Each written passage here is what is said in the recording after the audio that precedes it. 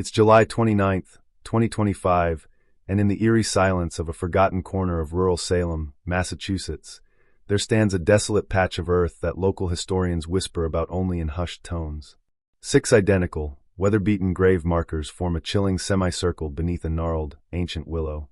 Each bears the chillingly familiar surname, Blackwood. Each commemorates the death of a young woman in the bloom of her youth. Each is carved with the exact same, impossible age, 18 years old. What makes this Salem County mystery truly spine-chilling isn't just the mathematical impossibility of 6 sisters dying at identical ages. It's the family records, unearthed in 1992 during a historical society renovation. Documents that revealed a household where 8 daughters once lived, loved, and dreamed of futures, never knowing that their own mother was methodically eliminating every female ere the moment they became legally entitled to challenge her absolute control. For over 2 centuries, the Blackwood estate maintained its silence about a domestic nightmare so calculated, so perfectly disguised as tragic coincidence, that even today, forensic experts struggle to believe one woman could orchestrate such systematic family destruction while maintaining her reputation as Salem's most devoted matriarch. Before we continue with the story of the Blackwood family and their devastating secret, I need you to do something for me.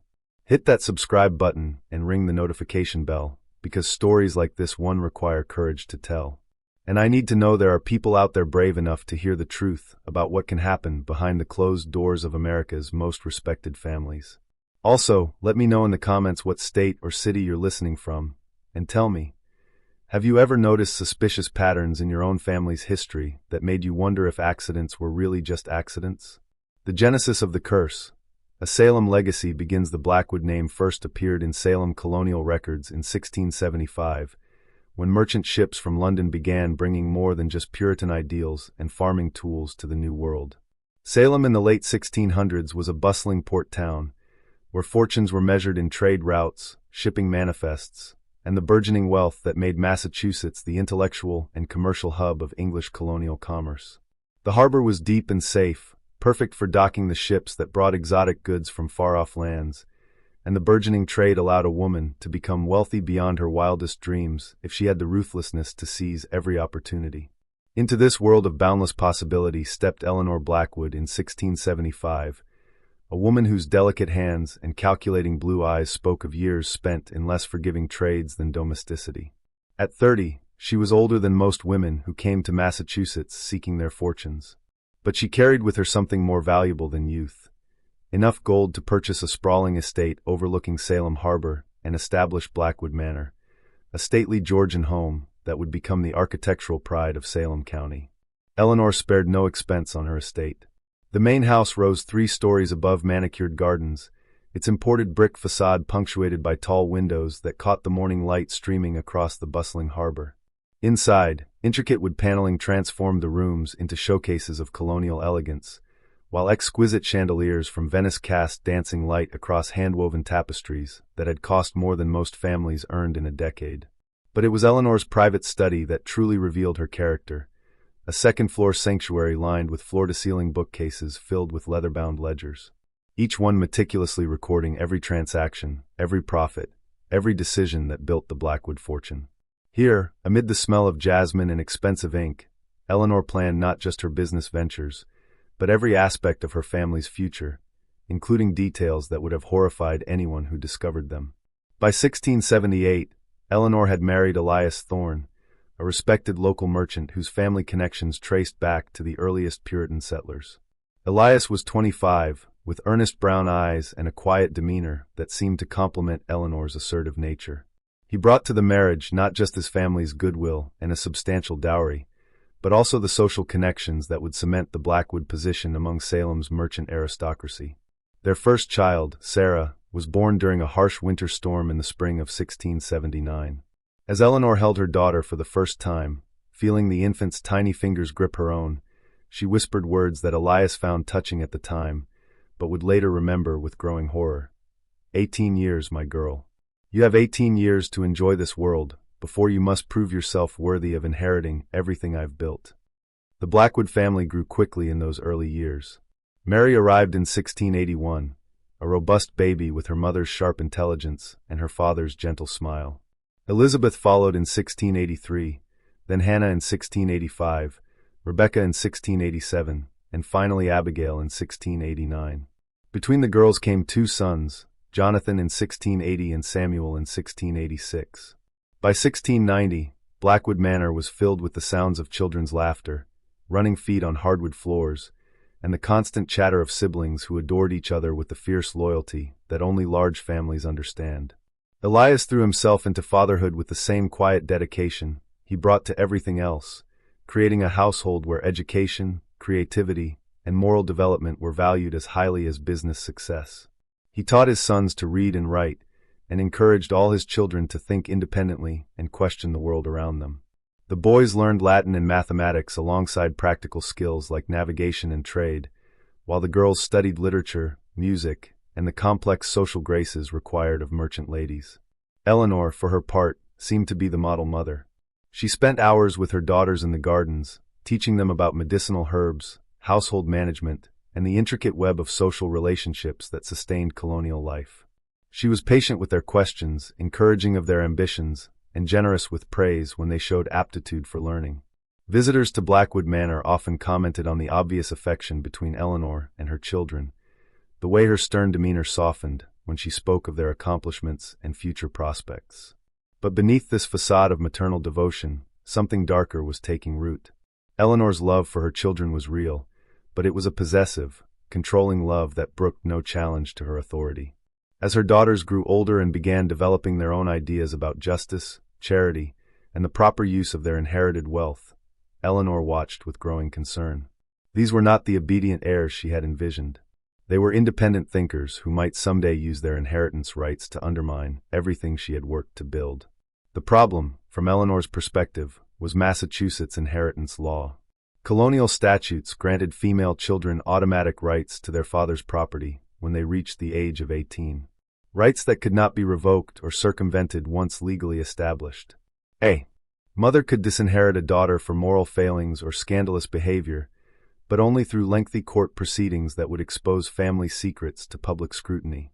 For a woman like Eleanor, who valued control above all else, the prospect of her life's work being potentially dismantled by idealistic young women was intolerable. The first shadow, Sarah's fateful birthday. By the time Sarah approached her 16th birthday in 1695, Eleanor had already begun making the calculations that would doom her eldest daughter. The girl was showing dangerous signs of independence, questioning the harsh conditions of their textile mill workers, expressing interest in more equitable trade practices, and worst of all, talking about the moral obligations that would come with inheriting her mother's wealth. During family discussions about business matters, Sarah had begun voicing opinions that directly contradicted Eleanor's established practices, speaking with the confidence of youth about reforming systems that had made the Blackwood family rich. The household staff at Blackwood Manor noticed that Eleanor's behavior began changing around this time, though none of them understood the significance of what they observed. Agnes Miller, the family's head housekeeper, later recalled that Eleanor started taking long walks alone around the property, paying particular attention to the various outbuildings, the docks, and other structures where accidents might plausibly occur. She also began asking subtle questions about her children's daily routines, when they typically woke up, which paths they preferred for their morning strolls, whether they had habits of inspecting property improvements without supervision. Most disturbing of all, Eleanor started keeping what appeared to be a new type of ledger, one that she locked away in a special compartment of her study desk. Unlike her business records, which were models of precise organization, this journal was written in a coded script that made its contents impossible for casual observers to decipher. Agnes glimpsed it once while cleaning the study, and noticed that it seemed to contain dates, names, and what looked like detailed diagrams of buildings and mechanical devices. As Sarah's 18th birthday approached in the spring of 1697, the entire Blackwood household was caught up in preparations for what promised to be the social event of the season. Invitations had been sent to families throughout Massachusetts, and even the governor had accepted Eleanor's invitation to honor the young woman, who had shown such promise in her studies and seemed destined for great things in colonial society. But Eleanor had her own plans for Sarah's coming-of-age celebration. Plans that would ensure her eldest daughter never lived to challenge the authority of the woman who had given her life. The morning of May 10, 1697, dawned clear and cool, with the kind of perfect spring weather that made Massachusetts colonists grateful for their decision to build new lives in this fertile land. Sarah Blackwood woke that day with the excitement of a young woman about to claim her birthright, unaware that her mother had been awake since before dawn, making final preparations for what would be the first in a series of carefully orchestrated family tragedies. The household at Blackwood Manor buzzed with activity as servants prepared for the evening's grand celebration. The dining room had been decorated with fresh lilacs and early roses from Elias's garden, while the kitchen staff worked frantically to prepare a feast worthy of Salem's most prominent families. Sarah's birthday cake, made with precious sugar imported from the Caribbean, stood as the centerpiece of what was meant to be a joyous occasion. Eleanor spent the morning moving through the house with apparent calm, checking details and offering suggestions about the evening's arrangements, but those who knew her well noticed a strange intensity in her manner, an almost fever-bright quality to her usually cool blue eyes. When Elias asked if she was feeling well, she brushed off his concerns and claimed she was simply excited about celebrating their eldest daughter's achievement. Around mid-morning, as the household preparations reached their peak, Eleanor approached Sarah with what seemed like a routine request. The oldest storage shed near the docks on the property needed inspection before the day's festivities, she explained. There had been reports of structural damage from recent spring winds, and as the future owner of Blackwood Manor, Sarah should learn to identify such problems before they became serious threats to their imported goods. It was exactly the kind of practical lesson that had always characterized Eleanor's approach to preparing her daughters for their inheritance responsibilities. So Sarah agreed without hesitation. The other children were busy with their own preparations for the evening, Mary helping to arrange chairs in the great hall, Elizabeth polishing the family silver, Hannah and Rebecca decorating the front portico with ribbons and flowers, while Abigail worked with her father on flower arrangements that would grace every room. The shed Eleanor had chosen for inspection stood about a quarter-mile from the main house, hidden among tall oak trees that bordered a small cove running into the harbor. It was one of the original structures built when Eleanor first acquired the land, and its weathered-wood siding and moss-covered roof made it nearly invisible unless you knew exactly where to look. The salty, earthy smell of aged timber still permeated its interior, mixed with the mustier odor of dampness and decay that came with age. Mother and daughter walked together through the morning sunshine, their conversation light and comfortable. Eleanor asked about Sarah's plans for the business, her ideas about expanding their shipping operations, her thoughts on the political tensions growing between the colonies and the Crown. Sarah, flattered by her mother's attention and excited about finally being treated as an adult partner in the family enterprise, shared her dreams openly, dreams that included treating their workers more equitably, modernizing their accounting methods, and perhaps even diversifying beyond traditional trade into other ventures. What Sarah didn't know was that every word she spoke was confirming Eleanor's decision that this idealistic young woman could never be allowed to inherit control of the Blackwood fortune. Inside the shed, Eleanor led Sarah to the back wall, where heavy crates of imported textiles were stacked in a towering pyramid nearly 15 feet high. She pointed to what appeared to be water damage on the uppermost support beam, asking Sarah to climb up and examine the wood more closely. The request seemed reasonable. Future property owners needed to understand structural maintenance, so Sarah began climbing the crate stack with the agility and confidence of youth. Eleanor watched her daughter climb higher, her face a mask of concentration that concealed the terrible calculations running through her mind. When Sarah reached the top of the stack and began calling down observations about the beam's condition, Eleanor moved to the base of the pyramid and began pushing against the bottom crates with methodical, deliberate force. "Mother, what are you?" Sarah's question was cut short as the entire stack shifted beneath her. The collapse was devastating and precisely calculated.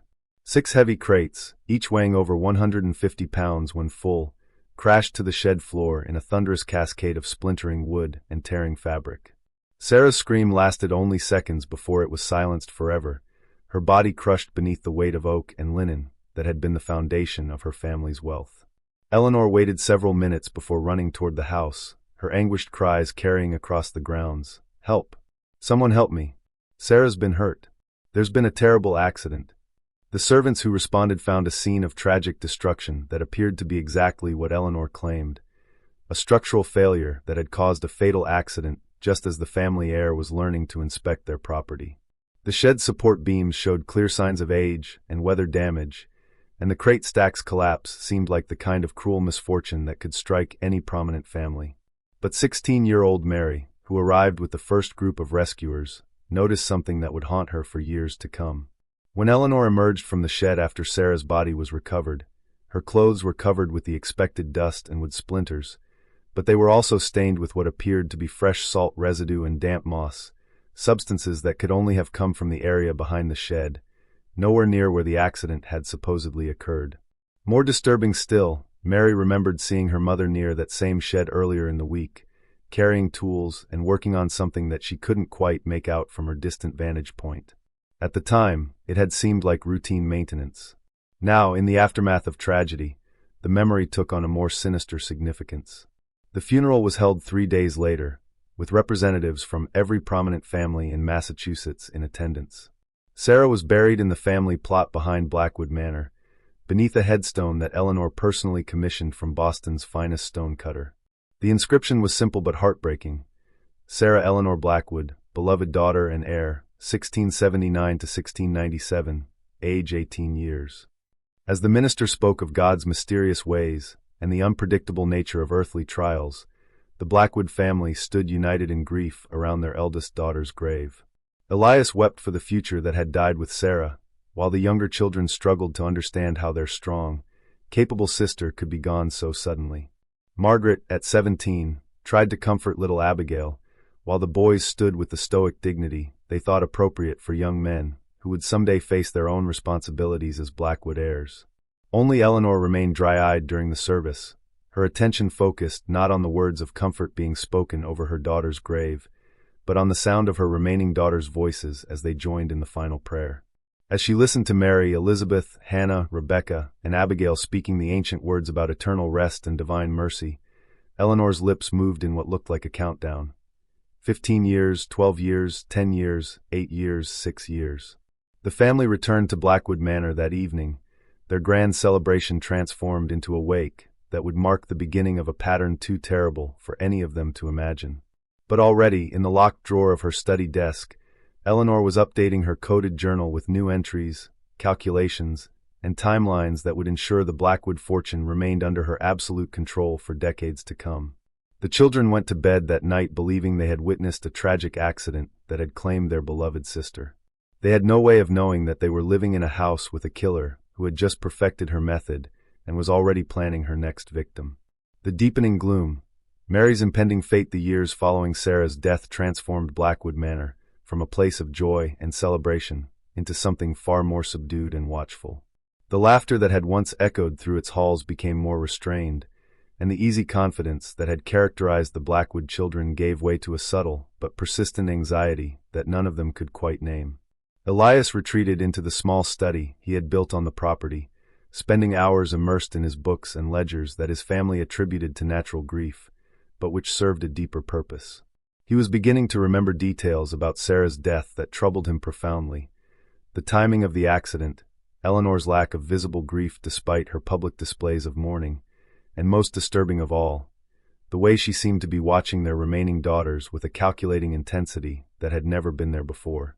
Mary, now the eldest at 17, threw herself into her studies and business, training with a determination that impressed everyone who knew her. Unlike Sarah, who had been somewhat idealistic about business management, Mary possessed a practical intelligence that seemed perfectly suited to inheriting and expanding the Blackwood fortune.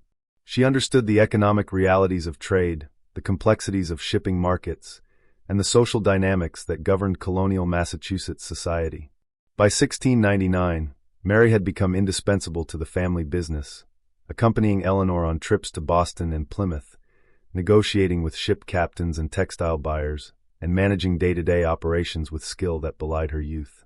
Several prominent families had already begun making subtle inquiries about potential marriage alliances, recognizing Mary as one of Massachusetts's most eligible young women.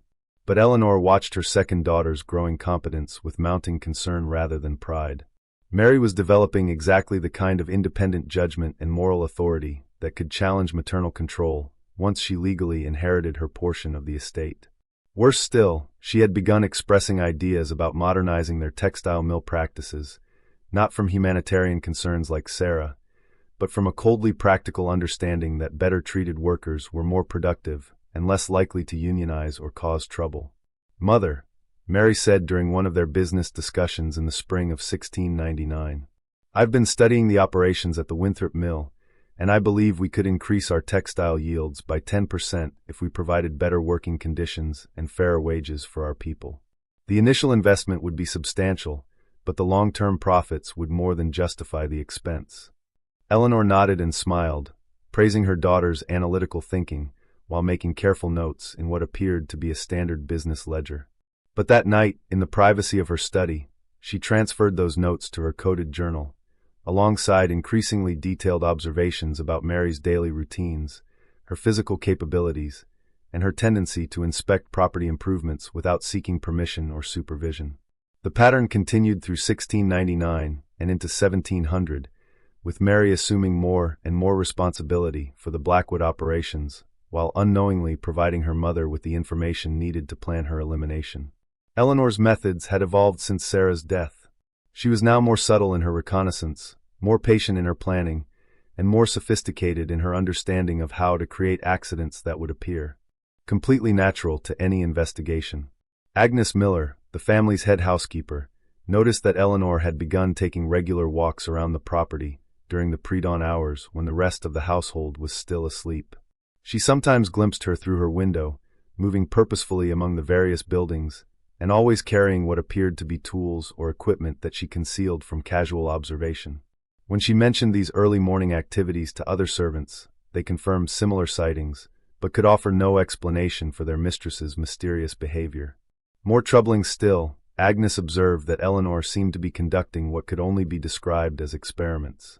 She found evidence that she had been testing the structural integrity of various buildings, apparently determining exactly how much stress different materials could withstand before failing catastrophically. Wooden beams showed signs of having been partially cut and then carefully concealed. Rope and pulley arrangements had been modified in ways that made no apparent sense, and several storage areas contained tools and materials that seemed to have no legitimate purpose. As Mary's 18th birthday approached in the spring of 1700, the entire household began preparing for another grand celebration. The family had decided that honoring Mary's coming of age would also serve as a way of celebrating Sarah's memory and demonstrating that the Blackwood name would continue to prosper despite their tragic loss. Elias threw himself into the party preparations with desperate enthusiasm, as if the magnificence of the celebration could somehow protect this daughter from the cruel fate that had claimed Sarah. Invitations were sent throughout Massachusetts, and Eleanor commissioned special gifts that included a complete set of navigating instruments and a matched pair of dueling pistols that had been crafted by the finest gunsmiths in London. But as May 10, 1700, drew closer, Agnes Miller made a discovery that convinced her something terrible was being planned. While cleaning Eleanor's study, she noticed that her mysterious coded journal had been left unlocked and partially open.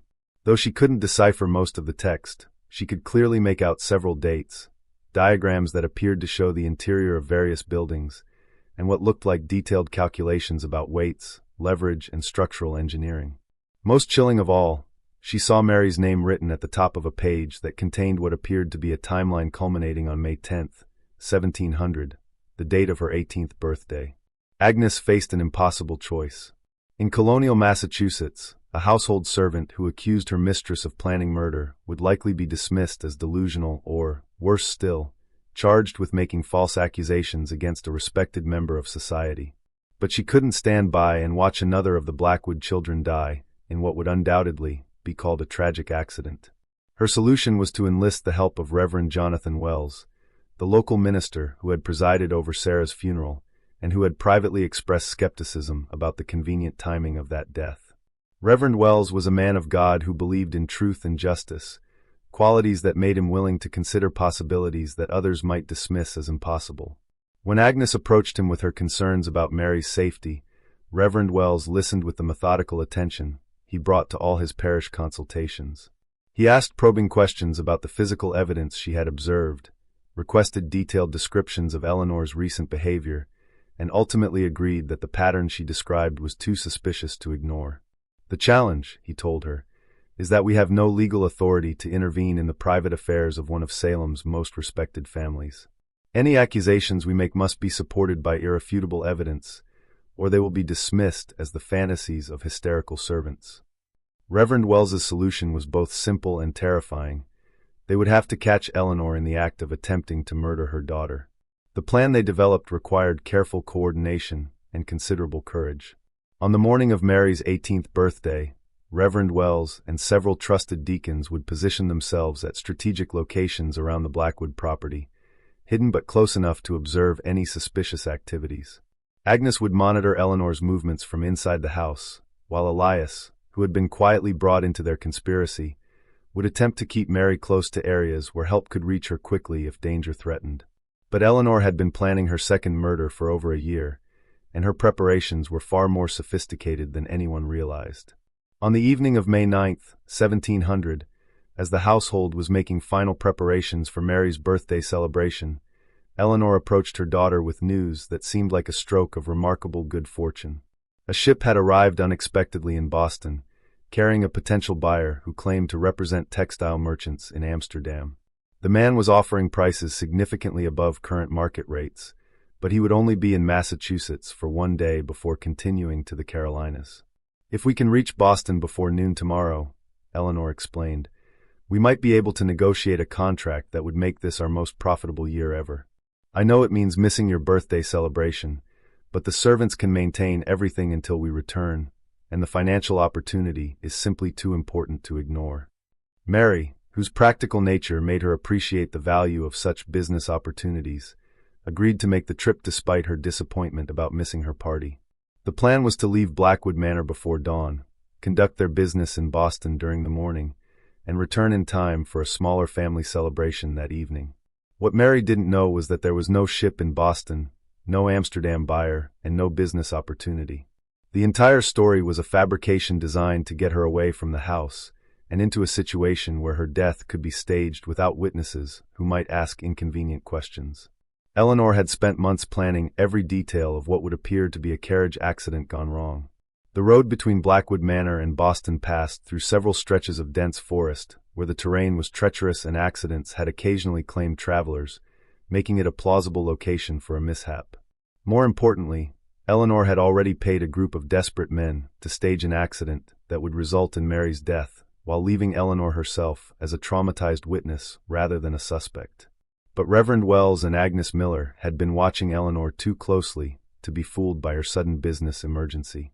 When they saw mother and daughter preparing to leave the house hours before dawn, they knew that Mary was riding to her death unless they could somehow intervene. What followed was a desperate race against time that would determine whether the Blackwood family's second daughter would live to see her 19th birthday or become another victim of her mother's methodical madness. The pre-dawn darkness of May 10, 1700, hung heavy with mist as Eleanor and Mary prepared to depart for Boston. Reverend Wells, hidden among the ancient trees that lined the main drive of Blackwood Manor, watched through a spyglass as the two women saddled their horses and loaded what appeared to be business documents into leather saddlebags. Mary seemed excited about the unexpected opportunity, chatting eagerly with her mother about negotiation strategies and the potential profits from their Amsterdam connection. Eleanor, for her part, maintained the façade of an experienced businesswoman preparing for an important meeting, but Reverend Wells noticed telling details that confirmed his worst suspicions. The way Eleanor kept checking a pocket watch as if following a precise timeline, the manner in which she positioned herself to control which route they would take to Boston, and most damning of all, the bulge beneath her cloak that suggested she was carrying more than the usual traveler's pistol. As the horse's hoofbeats faded into the distance, Reverend Wells sent a predetermined signal to his Confederates positioned along the various roads leading to Boston. If Eleanor was indeed planning an ambush, they would need to follow at a distance that allowed intervention without revealing their surveillance too early. The route Eleanor chose led through Whisperwind Forest, a stretch of dense woodland notorious for its winding paths and hidden ravines, often the site of unfortunate carriage accidents. It was exactly the location Reverend Wells had predicted, based on his analysis of where a staged accident would seem most plausible to colonial authorities. What Reverend Wells didn't know was that Eleanor's preparations had begun weeks earlier with careful recruitment of the men who would perform the actual killing. A disreputable horse trainer named Silas Croft, the same man who had later delivered false messages about dying relatives, had introduced Eleanor to a small group of desperate men who had turned to banditry after failing to establish themselves in legitimate trades. These men were perfect for Eleanor's purposes, desperate enough to kill for money, experienced enough to make the attack look authentic, and expendable enough that their own deaths during the accident would eliminate any witnesses who might later contradict the official story. The ambush was scheduled to occur at a narrow bridge crossing about 5 miles from Blackwood Manor, where the road was steep and the banks of the creek treacherous. Eleanor had studied the location carefully, determining exactly where Mary should be positioned when the accident began, and how the subsequent violence should unfold to ensure her daughter's death while preserving her own life as a traumatized witness. But Mary's practical intelligence, the same quality that had made her such a capable businesswoman, also made her an observant traveler who noticed details that less careful individuals might miss. As they approached Whisperwind Forest, she became aware that their horses were showing signs of nervousness that suggested the presence of other people hidden in the woods ahead. "Mother," Mary said, reining in her mount and speaking in a low voice. "Something doesn't feel right about this area. The horses are acting like there are people watching us from the trees." Eleanor's response revealed the depth of her commitment to the plan she had spent months developing. Rather than acknowledging her daughter's legitimate concerns and suggesting they find an alternative route, she dismissed the warning with a confidence that seemed designed to prevent any change in their direction. "Nonsense," Eleanor replied briskly. "You're letting your imagination run away with you. We've traveled this road dozens of times without incident, and we can't afford to waste time on detours when we have important business waiting in Boston." The exchange might have ended there, with Mary deferring to her mother's greater experience and continuing toward the ambush site, but at that moment, Reverend Wells made a decision that would save Mary's life and expose Eleanor's murderous intentions. Spurring his horse from concealment, Reverend Wells rode onto the road behind the two women, calling out in a voice loud enough to be heard by anyone hidden in the surrounding forest. "Eleanor. Mary. Thank God I caught up with you before you reached the dangerous section of this road." Eleanor's face went white with rage as she realized her carefully laid plans were being disrupted. The bandits she had hired were positioned ahead, waiting for the signal to begin their attack, and any significant delay or change in circumstances would force her to abort the entire operation. "Reverend Wells," Eleanor said through gritted teeth, "what brings you out so early, and why are you concerned about the road ahead?" Reverend Wells had prepared for this moment, crafting a story that would expose Eleanor's deception while providing Mary with information that might save her life. "I received word last night from a parishioner in Boston," Reverend Wells explained, his voice carrying the authority of someone reporting urgent intelligence. "There have been 3 separate attacks on travelers in Whisperwind Forest over the past week, including one yesterday that left 2 men dead and their cargo stolen. The colonial militia has been notified, but they haven't had time to clear the area of bandits." Mary immediately recognized the wisdom of avoiding known danger, but Eleanor's reaction revealed her true priorities. Rather than expressing gratitude for the warning or suggesting they find a safer route, she seemed frustrated by the delay and insisted that their business was too important to postpone for rumors about highway robbers. "Reverend Wells," Eleanor said, her voice tight with barely controlled anger, "I appreciate your concern, but we cannot allow vague reports about possible dangers to interfere with a business opportunity that could transform our family's financial prospects. Mary and I are both armed and experienced travelers. We can handle whatever risks the road might present." The exchange continued for several more minutes, with Reverend Wells providing increasingly specific details about the supposed attacks, while Eleanor grew more agitated about the delay. Mary, caught between her mother's business urgency and the minister's safety concerns, began asking questions that revealed her growing suspicion that something was fundamentally wrong with their morning journey. "Mother," Mary said slowly, "if this Amsterdam buyer is legitimate and offering such exceptional prices, why have we heard nothing about his ship from our usual contacts in Boston? Our business network is comprehensive enough that news of such an important visitor should have reached us days ago." The question struck at the heart of Eleanor's deception, and her response demonstrated the calculating cruelty that had already claimed one daughter's life.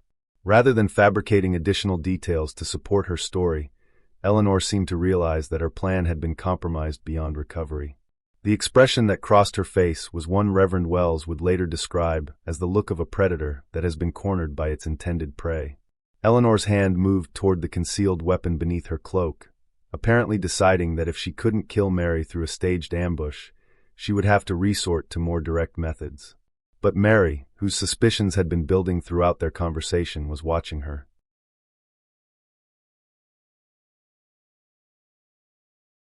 Mother's movements with the alertness of a young woman who had suddenly realized she might be in mortal danger. The confrontation that followed lasted only seconds, but changed everything the Blackwood family thought they knew about their matriarch and protector. Eleanor drew a small, ornate dagger from beneath her cloak. Not the decorative accessory that ladies typically carried for personal defense, but a finely honed weapon designed for killing rather than intimidation. As she raised it toward Mary, her face revealed the cold calculation that had driven her to murder Sarah 3 years earlier. "I'm sorry, daughter," Eleanor said, her voice carrying genuine regret mixed with implacable determination. "But you've grown too independent, too questioning. Like your sister before you, you represent a threat to everything I've worked to build. Massachusetts inheritance laws leave me no choice." Mary, acting on reflexes honed by years of riding and navigating treacherous terrain, threw herself from her horse just as Eleanor lunged. The dagger passed close enough to tear through her cloak, but Mary landed safely in the underbrush beside the road, and immediately began calling for help from anyone within hearing distance. Reverend Wells, who had positioned himself specifically to intervene in such circumstances, spurred his horse forward and struck Eleanor's arm, just as she was preparing to lunge a second time. The impact sent Eleanor tumbling from her saddle, and the dagger clattered harmlessly into the leaves beside the road. As Eleanor struggled to regain her footing, the sound of approaching horses announced the arrival of Reverend Wells's confederates, who had been following at a distance and had ridden hard when they heard the commotion. Within minutes, Eleanor found herself surrounded by armed men who had witnessed her attempt to murder her own daughter. But even in the face of overwhelming evidence, Eleanor's response revealed the depths of her narcissistic confidence in her ability to manipulate any situation to her advantage. Instead of denying her actions or claiming self-defense, Eleanor straightened her cloak and addressed her captors with the same authority she might use in a business negotiation. "Gentlemen," she said calmly, "you have interfered with a private family matter that you do not fully understand. Mary has been making threats against my life and the security of our estate. What you witnessed was a mother's legitimate attempt to defend herself against a daughter who has been corrupted by dangerous ideas about inheritance rights and parental authority." The accusation was so outrageous, so completely contrary to everything the witnesses had observed, that it convinced Reverend Wells that Eleanor Blackwood was not merely a killer, but a woman whose disconnection from reality made her capable of any deception necessary to protect her interests. Mary, emerging from the underbrush with her torn cloak and genuine terror still visible in her eyes, provided the response that sealed her mother's fate. "Reverend Wells," Mary said, her voice shaking but clear, "my mother just confessed to murdering Sarah. She said that both Sarah and I represented threats to her control of the family fortune, and that Massachusetts inheritance laws left her no choice but to eliminate us before we could claim our inheritance rights." The words hung in the morning air like smoke from a dying fire, impossible to ignore once spoken. Reverend Wells and his witnesses looked from Mary to Eleanor, waiting for a denial that never came. Instead, Eleanor's expression shifted from calculated charm to something far more dangerous. The cold fury of a woman whose carefully constructed world was collapsing around her. "You understand nothing," Eleanor said, her voice carrying the same tone she might use to address ignorant children. "I built everything we have through sacrifice and determination that none of you could comprehend. I gave my daughters every advantage, every opportunity to prove themselves worthy of inheriting what I created. But they chose to challenge me, to question methods that have made our family the wealthiest in Salem County. Just when this story reaches its most shocking revelation, I need to pause for a moment. If you're as stunned by this confession as I am, hit that like button and share this video with someone who needs to hear this incredible tale of family secrets. The truth about what Eleanor planned for her remaining children will horrify you. But first, let me know in the comments. Do you think Mary suspected her mother's true nature before this moment? Subscribe and hit the notification bell, because what we discover next about the other Blackwood children will change everything you thought you knew about this family's dark legacy. Unveiling the horrors. A family's reckoning, but Reverend Wells wasn't about to let this confession go unrecorded or unpunished. The return to Blackwood Manor that morning was unlike anything the Blackwood household had ever experienced. Eleanor rode in the center of a group of armed men, her hands bound and her face set in the grim expression of someone who knew her carefully constructed life was ending. Mary rode beside Reverend Wells, still processing the reality that her own mother had been moments away from killing her, just as she had killed Sarah 3 years earlier. But the most devastating moment came when they had to face the rest of the family with the truth about what Eleanor had done and what she had been planning to do.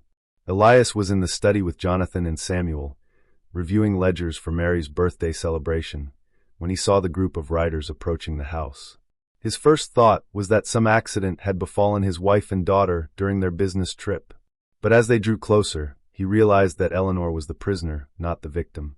The younger children, Elizabeth, Hannah, Rebecca, and Abigail, were playing near the front portico when their mother was brought home in chains. The sight of their matriarch, the woman they had always seen as strong and unshakable, reduced to a captive accused of murder, was traumatic beyond their ability to understand. Reverend Wells took charge of the situation with the calm authority that had made him one of Salem's most respected ministers.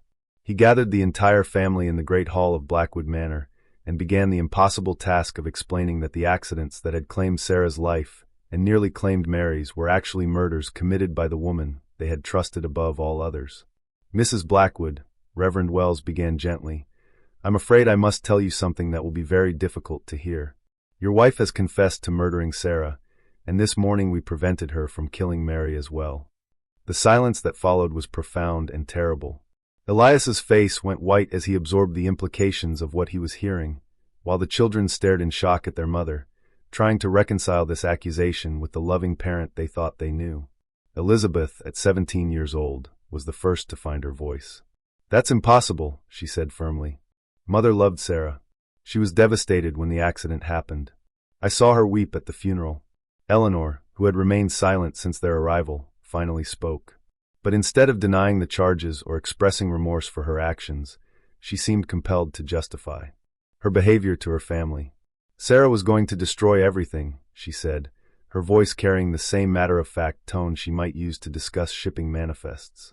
"She had romantic ideas about freeing our textile workers, treating them as equals rather than employees.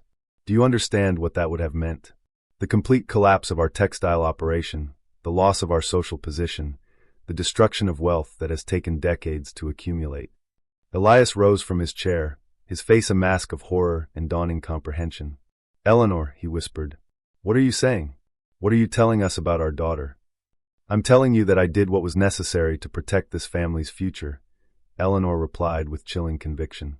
"Sarah and Mary both developed dangerous ideas about changing our methods, questioning my authority, undermining the systems that have made us prosperous.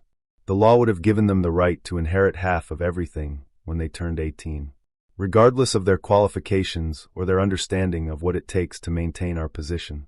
The revelation that their mother was not only a killer, but an unrepentant one, sent shock waves through the children that would affect them for the rest of their lives." Jonathan, at 19, began backing away from Eleanor, as if proximity to her was dangerous. Samuel, still too young to fully understand the implications, looked to his older siblings for guidance about how to react. But it was Reverend Wells's next question that revealed the true scope of Eleanor's murderous intentions. "Eleanor," the minister said quietly, "what were your plans for Elizabeth, Hannah, Rebecca, and Abigail? Were you intending to kill all of your daughters when they reached 18? Eleanor's answer was delivered with the same calm rationality that had characterized all her business decisions. "Of course," she said, as if the question itself was naive. "The inheritance laws don't distinguish between daughters based on their individual merits or their understanding of family responsibilities. Elizabeth will turn 18 in 1701, Hannah in 1703, Rebecca in 1705, and Abigail in 1707. Each of them will face the same choice that Sarah and Mary faced: submit to my continued authority or forfeit their lives to protect the family's interests." The words hit the remaining daughters like physical blows. Elizabeth, who had been looking forward to assuming business responsibilities and eventually starting her own family, realized that her mother had been planning her death for years. Hannah, Rebecca, and Abigail, still children in many ways, were forced to confront the fact that the woman who had taught them to sew and play music was methodically planning to murder them as well. Agnes Miller, who had been standing quietly near the doorway during this family conference, stepped forward with information that made the situation even more disturbing. Reverend Wells, she said, her voice steady despite the magnitude of what she was revealing. There's something else you need to know. Mistress Eleanor has been keeping detailed records of her plans in a coded journal hidden in her study. I've seen diagrams of buildings, calculations about accidents, and what appears to be timelines for each of the girls' deaths. The existence of written evidence transformed the situation from a matter of one person's word against another's to a documented conspiracy that could be proven in any court. Reverend Wells immediately requested that the study be secured and the journal retrieved, knowing that Eleanor's own handwriting would provide irrefutable proof of her guilt. But Eleanor's reaction to the discovery of her journal revealed something even more chilling than methodical planning. She seemed proud of the thoroughness of her preparations. That journal represents 25 years of careful planning and precise execution, she said with unmistakable satisfaction. Every contingency has been considered, every potential problem anticipated. You think catching me with Mary was some great victory? But you've merely delayed the inevitable. Even with me imprisoned or executed, the fundamental problem remains unchanged. My daughters will eventually inherit the right to destroy everything I've built, unless permanent measures are taken to prevent that outcome. The implication was clear and terrifying. Eleanor had made arrangements that would ensure her daughters' deaths, even if she was no longer alive to carry out the murders personally. Reverend Wells realized that Eleanor's confession had revealed something far more complex than simple family violence. This was a systematic conspiracy that might involve other people, hidden resources, and contingency plans that could threaten the surviving Blackwood children for years to come. Eleanor, Reverend Wells said urgently, what arrangements have you made? Who else is involved in these plans? But Eleanor's response demonstrated the calculating cruelty that had allowed her to kill her own child and plan the deaths of others. She smiled, a cold, satisfied expression that revealed her confidence that her work would continue even after her capture. Reverend Wells, she said quietly, do you really think I would spend 25 years planning my daughter's deaths without ensuring that those plans could survive my own demise? The arrangements I've made are so deeply embedded in the normal operations of this estate that you'll never find them all, much less stop them from being carried out. The family sat in stunned silence as they processed the implications of Eleanor's words.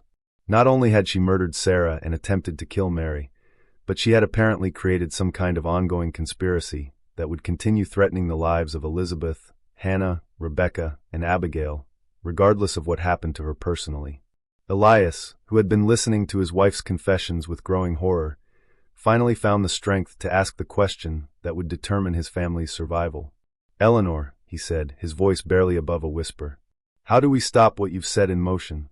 What would it take to ensure that our remaining children are safe from whatever you've planned? Eleanor's answer revealed the depth of her disconnection from normal human emotions. There is no way to stop it, she said with finality.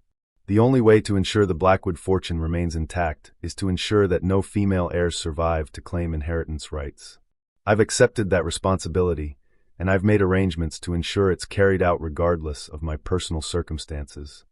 But Reverend Wells had spent too many years studying human nature to accept that any plan, no matter how carefully constructed, was truly unstoppable. Somewhere in Eleanor's arrangements, there had to be weaknesses, people who could be convinced to abandon their parts in her conspiracy, or methods that could be disrupted before they claimed more victims. The race to save Elizabeth, Hannah, Rebecca, and Abigail had begun, and the stakes were nothing less than the complete destruction of the Blackwood family by the woman who had created it. The twisted web. Unraveling Eleanor's conspiracy, the search of Eleanor's study revealed horrors that surpassed even Reverend Wells's darkest expectations. The coded journal was just the beginning. Hidden behind false panels and concealed in specially constructed compartments, they found an archive of murder that documented not only past crimes, but detailed plans for future ones. The journal entries stretched back to 1672, beginning with what appeared to be practice killings in England before Eleanor's arrival in Massachusetts. Her distant cousin Amelia's death in the London textile factory fire had been just one of several inheritance disputes that Eleanor had resolved through carefully staged accidents. The margins of these early entries contain notes about what she had learned from each killing, how to better disguise evidence, how to create more convincing accident scenarios, how to manipulate witness testimony through careful selection of timing and location. But it was the section devoted to her Massachusetts family that revealed the true scope of her madness. Each daughter's personality, physical capabilities, and potential vulnerabilities had been catalogued with scientific precision. Eleanor had noted their daily routines, their favorite locations on the property, their relationships with other family members, and most chilling of all, their individual fears and weaknesses that could be exploited during their murders. Sarah's file contained detailed architectural drawings of the storage shed where she died, complete with calculations about crate weights, collapse patterns, and the precise positioning required to ensure fatal injuries. The margins were filled with observations about Sarah's trusting nature and her tendency to follow her mother's instructions without question, traits that had made her easy to manipulate into a deadly situation.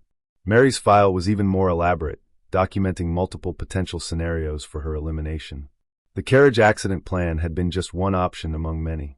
Eleanor had also considered staging a drowning during a fishing expedition, arranging a fall from a high window during a storm, and even poisoning her with rare botanicals that would appear to be accidental ingestion of household remedies. But the files for Elizabeth, Hannah, Rebecca, and Abigail were what made Reverend Wells's blood run cold. These weren't just murder plans. They were detailed psychological profiles that revealed Eleanor's understanding of each child's character in ways that could only come from years of careful observation and manipulation. Elizabeth, now 17, was described as intellectually curious but physically clumsy, most vulnerable to accidents involving household mechanics or structural failures within the manor. The file contained sketches of modified kitchen equipment that could malfunction catastrophically, designs for weakened staircases that would collapse under specific weight loads, and plans for creating suffocation scenarios that would appear to be natural ailments. Hannah's file focused on her love of gardening and her ambition to become involved in colonial botanical studies. Eleanor had planned to stage a poisoning accident using toxic plants, sabotaged gardening tools, or deliberately created hazards along Hannah's favorite garden paths. The level of detail was horrifying. Eleanor had even identified specific plants in their garden that could be modified to release dangerous fumes under certain conditions. Rebecca's file was perhaps the most disturbing because it dealt with a child who was still only 15 years old. Eleanor had noted her youngest daughter's fascination with the sea and her desire to participate in sailing excursions with her father and brothers. The planned accident involved modified boat rigging that would cause a mast to collapse when sailed, creating injuries that would appear to be the result of defective equipment rather than sabotage. Abigail's file was the most chilling of all, for she was only 11. Eleanor had meticulously documented Abigail's love for reading and her habit of spending hours in the manor's extensive library. The planned accident involved a meticulously weakened section of the library's ceiling, designed to collapse when Abigail was in a specific, predetermined location, burying her under falling masonry and heavy books. But hidden within each file were references to secondary arrangements and backup protocols that confirmed Eleanor's claims about preparations that would survive her capture. Reverend Wells found coded notations that appeared to reference other people, servants, business associates, or hired criminals, who had been given specific instructions about carrying out murders if Eleanor was unable to do so personally. The breakthrough came when Agnes Miller recognized one of the coded names in the journals, Croft. Croft had appeared in multiple entries, always in connection with tasks that required someone outside the immediate family. Agnes remembered that Silas Croft, the disreputable horse trainer who had delivered false messages about dying relatives, had been seen on the property several times over the past 2 years, always in association with unexplained deliveries or mysterious projects that Eleanor supervised personally. "Reverend Wells," Agnes said urgently, "I think Croft might be more than just a messenger. Some of these journal entries suggest he's been preparing backup plans for eliminating the girls if something happened to Mistress Eleanor." The realization that Eleanor's conspiracy involved outside accomplices transformed the situation from a family crisis into a manhunt that would require the resources of colonial Massachusetts's entire law enforcement apparatus. Reverend Wells immediately dispatched writers to Boston and Plymouth with descriptions of Croft and requests for assistance from colonial authorities. But Eleanor, even in custody and facing inevitable execution, seemed confident that her arrangements would proceed as planned. "You found my records," she said when confronted with the evidence from her study. "But you still don't understand the scope of what I've created.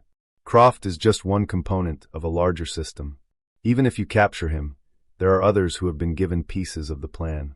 People who don't even know they're part of a conspiracy to commit murder." The interrogation that followed revealed Eleanor's true genius for evil. Over the course of 25 years, she had gradually recruited a network of people who had been assigned seemingly innocent tasks that would combine to create lethal accidents. A blacksmith had been commissioned to create modified carriage wheels that would cause vehicles to overturn at specific turns. A carpenter had been paid to install structural modifications in various buildings that would weaken them in precisely calculated ways. Even some of the household staff had unknowingly participated by following instructions about food preparation, equipment maintenance, and scheduling that were designed to place the Blackwood daughters in vulnerable positions at crucial moments. Most of these people had no idea they were participating in murder plots. They had simply been told they were helping Eleanor implement improvements to her property or business operations. But their accumulated efforts had created a web of potential death traps that could be activated through seemingly innocent triggers. The race to identify and neutralize these threats became a desperate investigation that involved dozens of people throughout Salem County. Reverend Wells coordinated efforts to locate every person who had done work for Eleanor over the past decade, while Elias and the older children worked to identify every modification or addition to the property that might conceal deadly surprises. But time was running out. Elizabeth's 18th birthday was less than a year away, and if Eleanor's backup plans were as sophisticated as her primary arrangements, the young woman might already be in mortal danger from threats they hadn't yet discovered. The crisis reached its peak when Mary, while helping to search the property for hidden dangers, made a discovery that revealed just how close Eleanor's conspiracy had come to claiming another victim. In the stable where the family horses were kept, Mary found that several of the riding bridles had been modified with nearly invisible wire insertions that would cut through leather straps under the stress of rapid movement. The modifications were so subtle that they would never be noticed during routine inspection, but they would guarantee catastrophic failure during any extended riding session. Exactly the kind of accident that would seem tragically predictable for a young woman known for her love of horses and brisk rides. "My God," Mary said as she showed the sabotaged equipment to Reverend Wells. "Elizabeth has been using these bridles for months. If she had decided to ride out to the fields or take a long journey, she would have died exactly the way Mother planned." The discovery confirmed Eleanor's claims about the scope of her preparations and demonstrated that her conspiracy was already active, waiting only for the right circumstances to claim its next victim. But it also provided Reverend Wells with the evidence he needed to convince colonial authorities that Eleanor Blackwood represented a threat that required immediate and decisive action. The Blackwood legacy, a haunting resolution. The final confrontation with Eleanor took place in the great hall of Blackwood Manor, with the entire family present to hear her ultimate confession and to witness the resolution of a nightmare that had terrorized them for years. Reverend Wells placed the sabotaged bridles, the modified equipment, and the coded journals on the table before Eleanor, creating a display of evidence that made denial impossible. "Eleanor," Reverend Wells said quietly, "we've found enough hidden weapons to kill your daughters a dozen times over. The only question remaining is whether you're willing to help us find the rest, or whether you prefer to let your children live in fear of threats they might never see coming." Eleanor's response revealed that even facing certain execution, her primary concern remained the preservation of her control over the family fortune. "Reverend Wells," she said with chilling calm, "you still don't understand what you're dealing with. I didn't create this system to satisfy some bloodthirsty desire for violence. I created it to preserve something valuable, a legacy that took decades to build and could be destroyed in a single generation by idealistic young women who don't understand the realities of maintaining wealth and power in colonial society." The confession that followed was both a justification of past murders and a detailed explanation of the conspiracy that threatened the surviving children. Eleanor revealed the names of her accomplices, the locations of her hidden weapons, and the triggers that would activate her backup plans. But she did so not out of remorse for her crimes, but out of pride in the sophistication of her system and confidence that revealing its details would demonstrate the impossibility of truly stopping it. "You can arrest Croft and the others," Eleanor said as she provided information that would save her children's lives, "but you can't arrest the ideas that motivated my actions. Somewhere, sometime, another mother will face the same choice I faced. Allow her life's work to be destroyed by ungrateful heirs, or take the measures necessary to preserve her legacy. When that happens, my methods will be remembered and improved upon." The systematic dismantling of Eleanor's murder conspiracy took several weeks and involved authorities throughout colonial Massachusetts. Croft was captured attempting to flee to Rhode Island, and his confession led to the arrest of several other conspirators who had been paid to carry out specific aspects of Eleanor's plans. The modified equipment was removed from Blackwood Manor, the sabotaged buildings were repaired, and the network of potential accomplices was identified and neutralized. But the psychological damage to the Blackwood family would take much longer to heal. Eleanor Blackwood was executed by hanging on November 1, 1700, exactly 6 months after her attempt to murder Mary. The execution took place in Salem before a crowd that included representatives from every prominent family in Massachusetts, serving as both punishment for her crimes and a warning to others who might consider similar solutions to inheritance disputes. Her final words, delivered from the gallows with the same calm authority that had characterized her business dealings, revealed the depths of her delusion about the righteousness of her actions. "I die knowing that I did everything possible to preserve the legacy I built for my family," she said, addressing the crowd with no apparent awareness of the horror her words inspired. "If my daughters choose to destroy that legacy through their naive idealism, the responsibility for the consequences will be theirs alone." The disposal of the Blackwood estate proved more complex than anyone had anticipated. Elias, as Eleanor's widower, inherited everything by default, but the property carried with it the burden of blood money that had been built through unethical trade practices and preserved through murder.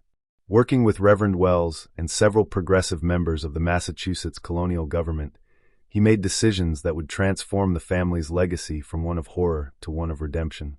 The first and most significant change was the immediate establishment of fair wages and working conditions for all laborers employed by the Blackwood family. More than 100 people were provided with improved housing, education, and resources to establish independent lives, and given the option to remain on the property as paid workers if they chose to do so. The decision cost the family a fortune, but established a precedent that would influence other Massachusetts merchants to reconsider their own relationships with their workforce. Agnes Miller was granted an elevated position of authority within the household and was instrumental in identifying potential dangers and ensuring the safety of the remaining children. Her experience in recognizing the signs of Eleanor's conspiracy made her uniquely qualified to identify potential threats, and her devotion to the family's well-being provided the loyalty necessary for such a sensitive position.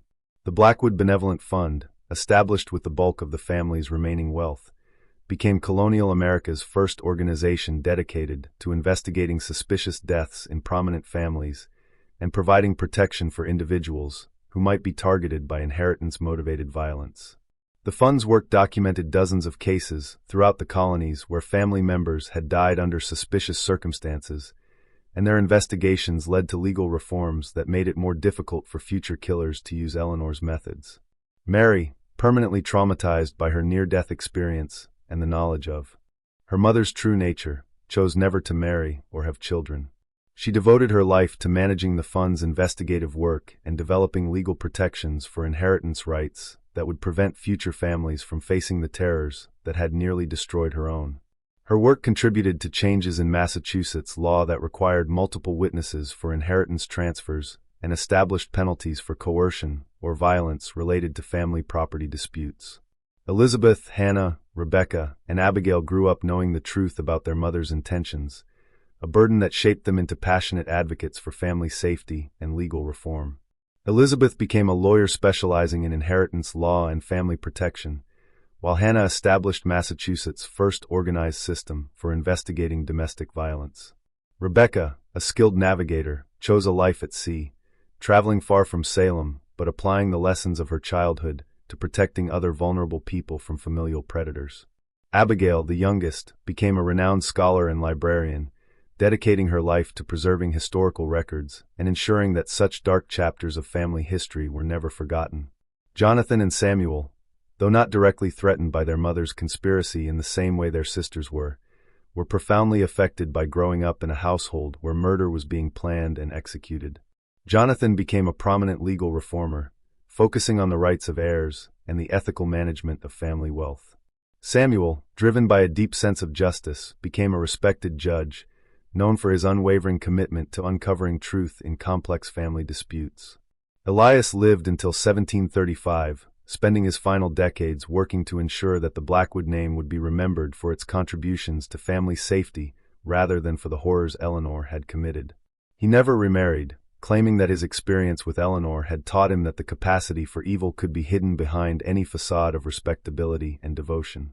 The physical evidence of Eleanor's crimes was preserved by Reverend Wells and eventually donated to what would become the Massachusetts Historical Society. The coded journals, the modified weapons, and the detailed confessions were stored in a special collection that remained sealed for over 2 centuries, opened only to researchers studying the psychology of family violence and inheritance-motivated murder. Blackwood Manor itself was sold after Elias's death, and the property changed hands frequently over the following decades. Local legends claimed the house was haunted by the spirits of Eleanor's victims, but the detailed records maintained by the fund suggest these stories were encouraged by property owners who wanted to discourage curious visitors from exploring areas where evidence of the crimes might still be discovered. The family cemetery behind Blackwood Manor tells the final chapter of this story in a way that reveals both the scope of Eleanor's planned atrocities and the ultimate failure of her conspiracy. Sarah's headstone stands alone among the family graves, marking the only daughter whose murder Eleanor successfully completed. Beside it, 5 empty plots were prepared for Mary, Elizabeth, Hannah, Rebecca, and Abigail, and any future female heirs who might threaten the family fortune. Those plots remain empty today, serving as a permanent reminder of the lives that were saved by the courage of people who refused to accept that such systematic evil could be allowed to continue. Eleanor's own grave lies apart from the family plot, marked only with her name and dates, a symbol of how completely her actions separated her from the people she claimed to love and protect. The case files compiled by Reverend Wells and the Blackwood Benevolent Fund eventually became the foundation for some of America's earliest research into family annihilation and inheritance-motivated murder. Their work documented behavioral patterns that modern criminal psychologists still reference when investigating suspicious deaths in wealthy families, and their techniques for gathering evidence against powerful perpetrators influenced investigative methods that remained standard practice well into the 20th century. Modern historians studying the Blackwood case often focus on its implications for understanding domestic violence in colonial American society. The meticulous documentation provided by Reverend Wells and Agnes Miller offers rare insight into how family murders were planned and executed in an era when forensic science was non-existent and legal protections for family members were minimal. Their work demonstrates that domestic violence in colonial America was far more sophisticated and widespread than traditional historical accounts have suggested.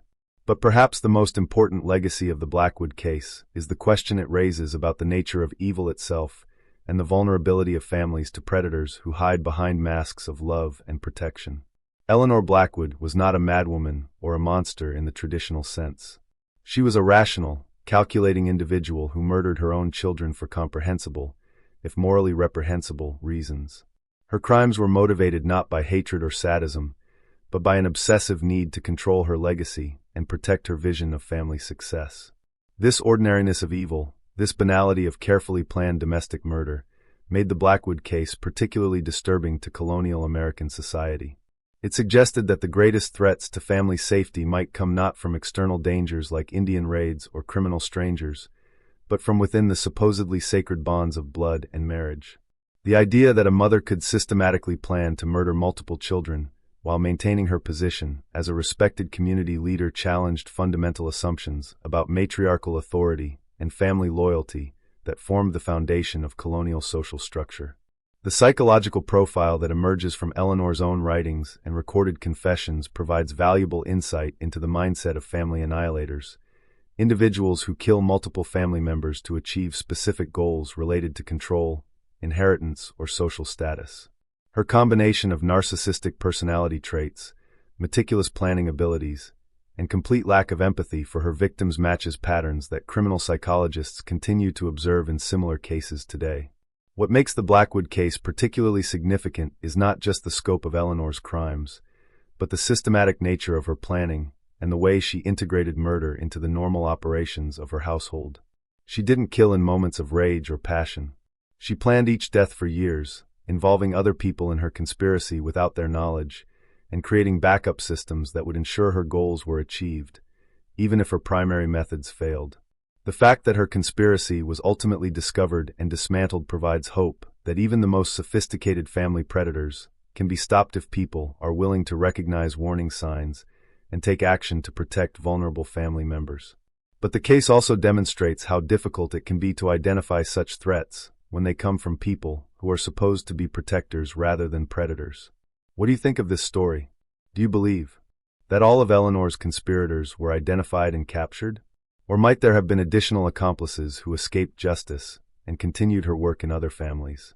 The documentation suggests that her influence on inheritance-motivated murder might have extended far beyond her immediate family, possibly inspiring similar crimes throughout colonial America and beyond. Leave your comment below and share your theories about what other secrets might be buried in the records of early American families. If you enjoyed this tale of colonial American crime and want more horror stories rooted in historical fact, subscribe to our channel and hit the notification bell. Share this video with someone who appreciates dark mysteries from America's past.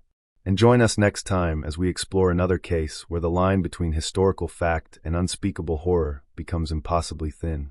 Until then, remember that the most terrifying monsters are often the ones who hide behind masks of respectability and family devotion, and that the greatest threats to our safety may come from the very people we trust most completely.